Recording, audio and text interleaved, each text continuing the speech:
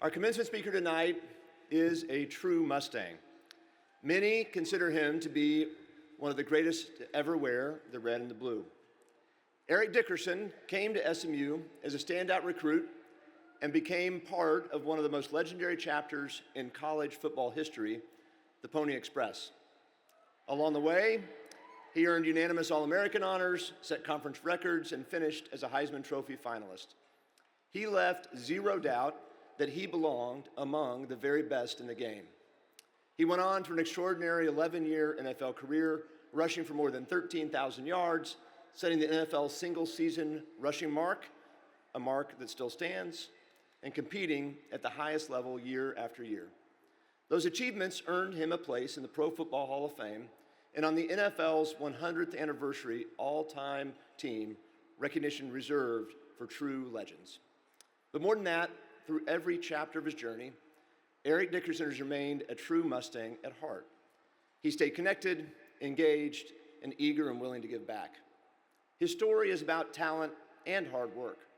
It's also about ambition, perseverance, and believing you belong on the very best playing fields in the world. Before Ford Stadium became what it is today, the Mustangs charged through the Cotton Bowl and at Cowboy Stadium, so Eric never had the chance to play exactly here during his SMU days. Tonight, we're fixing that. Welcome to Ford, Eric, and it's your turn to take center stage. Everybody, please join me in welcoming our 2026 commencement speaker, SMU champion and Pro Football Hall of Famer, Mr. Eric Dickerson.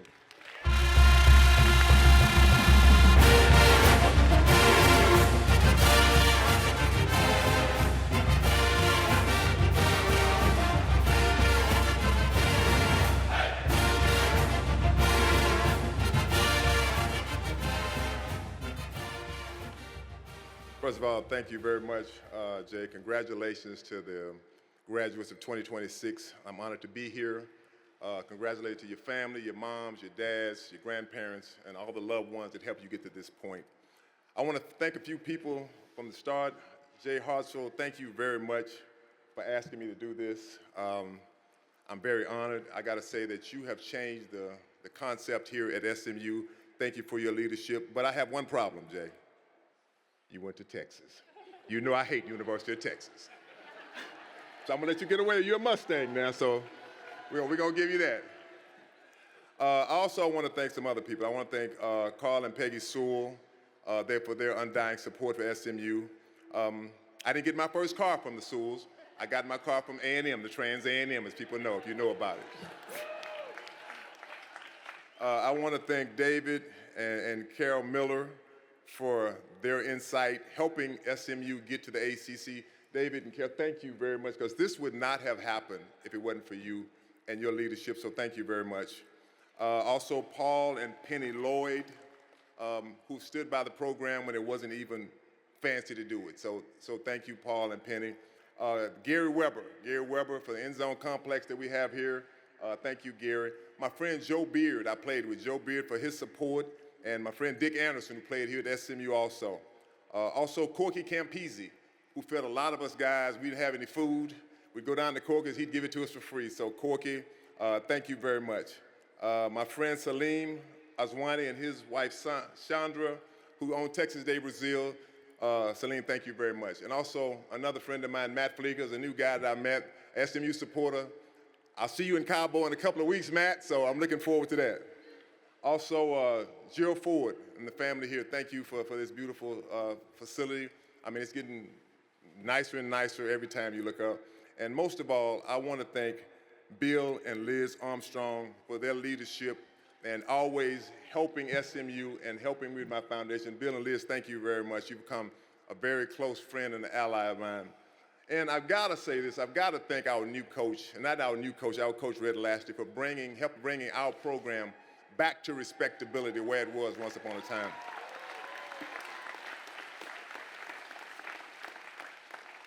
I'll start off by saying this. You know, the SMU experience almost didn't happen for me.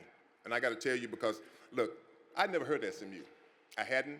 Matter of fact, they would send me letters. You know, when you were getting recruited back in those days, you'd get letters. You get letters from all the different schools, and I got letters. And I hadn't heard of SMU, but I did like the pony on the left. I'm saying, oh, the pony's kind of cool. It's kind of cute pony. I never heard of SMU. I was the #1 recruit in the nation. I was getting recruited by USC, Oklahoma, Texas, A&M, SMU, but I'd never heard of SMU. SMU is a school that, like I said, I just never heard of it. Where I really wanted to go to school, my mother knew it, was OU. That's where I wanted. I was a big Billy Sims fan, and I will never forget when Coach Swisser came to my state championship game with his long mink coat. I'm like, oh man, that's Coach Swisser, man.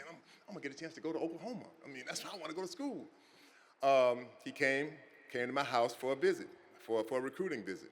I'll never forget, he came in with his 5 coaches. My mother was really, really quiet. You know, she didn't say much. My mother was really, really smart.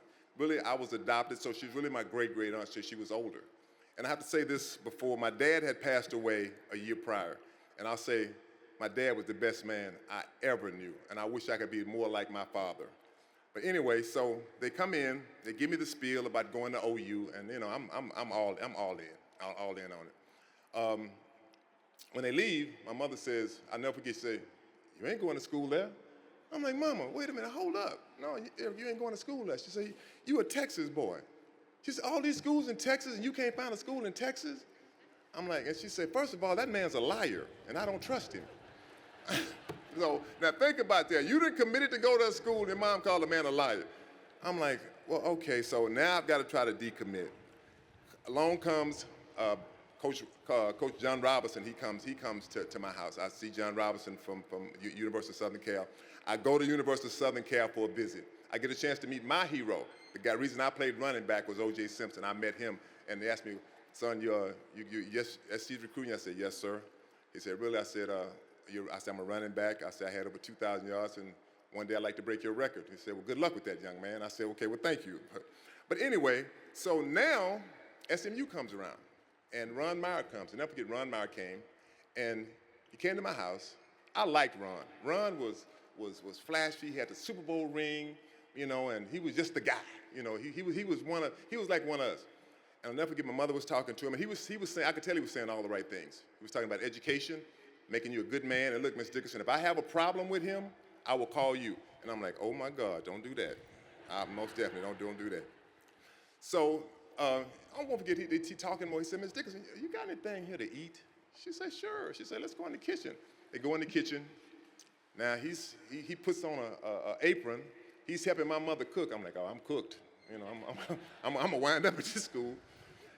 As time went on, he talked to her, and I won't forget when he walked out, she looked at me. She said, Eric, that's the school I want you to go to. I said, Mama, but I don't know anything about that school. She said, Eric, I like that school. I like what he's talking about. That's where I want you to go to college. So, you know, like a good son, what do? You go to the school your mama wants you to go to.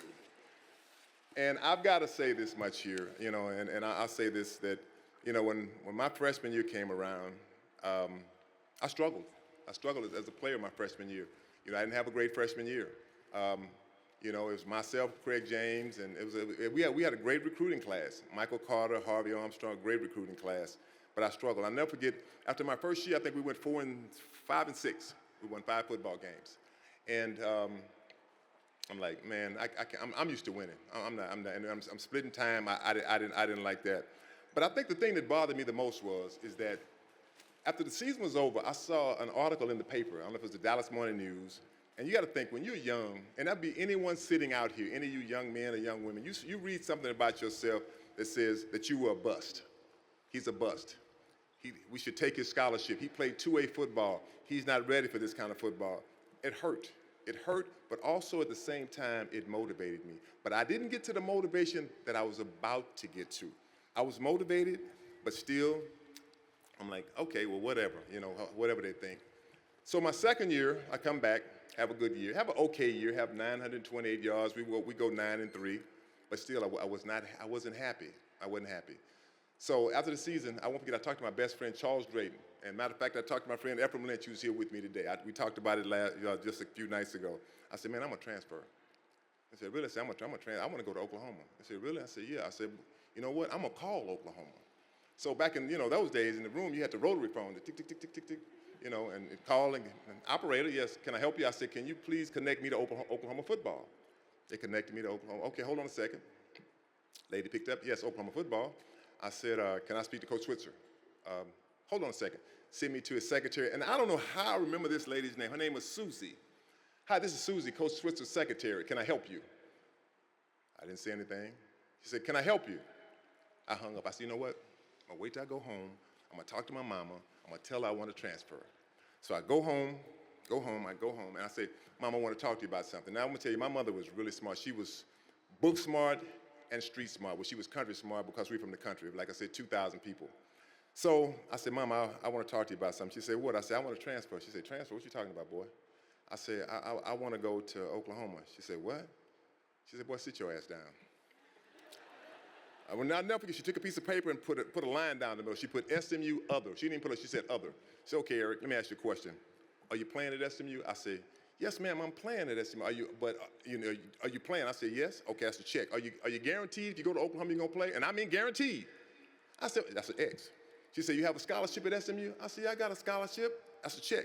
And I mean guaranteed you're gonna get a scholarship at OU. Well, that's an X. She said, Eric, let me tell you something, son. She said, look, go back to SMU. She said, go back there. She said, let me. And it's funny how your parents and grandparents see things you don't see. She said, son, she said, go back there. You could be there first. She said, look, Oklahoma has their Billy Sims. Texas has their Earl Campbells. USC has their OJ. He said, Eric, you could be there first. They will be talking about your class forever. She said, she said, what's the kid's name? I said, Craig James. You got the Craig James. You got Harvey Armstrong. And my mother knew nothing about football, but she knew these names. They got Michael Carter. She said, go back there and start something, and they will be talking about you forever. Okay, boom, I do go back. Was I happy about it? No. I got to say I was not happy, but I went back. Once again, my friend Charles Drayton, I'm talking to him about it, and I won't forget what he said to me. He said, Dickerson, let me tell you something. He says, football is the ultimate team sport, but when you're young, men and women, you young, it's all about you. It's all about what you want to do. It's about me, me, me, me. Same thing in football. When you're running back, it's not about me getting the ball. It was about me. And he said, Eric, he said, man, you cannot be so selfish about it. He said, Craig can play, and Craig could play. He said, y'all have to be able to share the football. He said, and I'm gonna tell you another thing. He said, if you as good as you say you are, as you as talented as you say you are, you will do more with less carries. And I'll never forget my reply to him. I'm gonna show you how good I am. And so our junior year came around, had over 1,400 yards. We won, we're 10-1, lost one game to Texas, 9-7 on 350-yard field goals. The next year, boom, come back again, up for the Heisman Trophy, had over 1,600 yards, 17 touchdowns. And I gotta say this much here. My friend Craig James, who's here tonight, I've known Craig for 47 years. Craig, I wanna say thank you for making me an unselfish player. Thank you for our teammates, our team that we had, because let me tell you something. People still to this day, I was in the airport coming over here, people talk about the Pony Express like it was yesterday. And let me tell you, that's been 40-something years ago with the Pony Express. And I gotta say, the name is kind of cool, ain't it? The name is cool. Pony Express, we deliver the mail on Saturdays, and that was it. And then, so okay, after my college career, I had a good college career, but still, I'll say this much here. As you students out here, young men and women, you'll have the naysayers, because like I said, I came from a small town, Sealy, Texas. And people will say, oh man, he can't play no college. He did all right in college, but it's the pros. He can't do it in the pros. I'm telling you, I heard that. You hear that from people in your hometown. You hear from other people. You read it in the paper. Did the Rams make the right pick by choosing Eric Dickerson? They should have took a defensive player. They should have took that. I'll never forget, we scrimmaged the Dallas Cowboys. This is one of the reasons I do not like the Dallas Cowboys. We scrimmaged the Dallas Cowboys, and Tom Landry tells my coach, John Robinson, John says, Eric, I got something to tell you. I'll tell you after the scrimmage that Coach Landry said about you. I'm like, okay. Now, before the scrimmage, I'm nervous. I mean, my hand's shaking, I'm forgetting plays, but when all said and done, I had a really good game. And he said, I got to tell you, first he said that, I think you made a mistake drafting that Dickerson kid. He said, I don't see him playing long. I see him maybe about 2 or 3 years. He runs upright, he runs tall. You think he's fast, but he's not. He says, it's not going to last long. After the scrimmage, he said, you might be all right drafting that Dickerson kid. He might be a good pick. So, when the season started, I had a great rookie season. I did. I had over 1,800 yards, 20 touchdowns, broke the record that it stood for 8 years. That record still stands today, 44 years later. 1,800 yards as a rookie and 20 touchdowns. Now, the next year comes around. Next year comes around, and look, one thing about football, pro football, is they call it the sophomore jinx, is what they call it. And I was on the cover of Sports Illustrated. If you're on the cover of Sports Illustrated, that ain't a good deal. That ain't a good deal. I started off kind of slow, but I'll say this much here. Started off slow, but I picked it up. Matter of fact, that year, I ended up with 2,100 yards, 2,105 yards. That's still a record that stands to this day. And I'm very proud of that. But I'm going to tell you what, that preparation started right here at SMU, right here. It's nothing that just, I had the talent, but I had to most definitely make it work. I had to work, just like you out here. They don't give away diplomas. They don't, hey, you get a diploma, you get a diploma. No, it don't work like that. The same thing in football. It does not work that way. My old coach had a saying. He said, it was the 5 P's, son. Proper preparation prevents poor performance. And I believe that. Just like you graduating here, you did everything proper to be graduates of SMU, to be right here while you're sitting. I mean, that is not an easy task. My path was different from your path. My path was a football path, and I thank God for that. I had a chance to do a lot of things in football. Like you said, one thing is I got the gold jacket. It's only 387 Hall of Fame players that's ever played in the National Football League that wear a gold jacket. I came to this school, and I'm one of those guys that wear the gold jacket. And I praise God for that. I give God the glory for that. But in closing, I want to tell you one thing. My dad had a saying, and I'll never forget this. He just said it to me all the time, and I didn't get it at first. And how I got it was, I was cutting the yard one day. One morning, I jumped up, cut the yard, cutting the grass, and I want to go play with my friends. Come back, put the mower up, and this is a big yard, a push lawnmower. He says to me, I put it up, he said, what are you doing? I said, I'm done. He said, turn around, look at that grass. I turned around, I looked at it, there's patches everywhere, patch here, patch there. He said, go out there and cut it again. I said, okay. He said, what did I tell you? I said, I don't know what. His saying to me was, all that you do what you might. Things done by halves are never done right. I'll tell you, the class of 2026, you did it right. Just like my dad said, all you do what you might. Things done by halves are never done right. Congratulations to you. May God bless you and pony up. And know this much here, you have a Mustang family forever. Thank you very much. God bless you.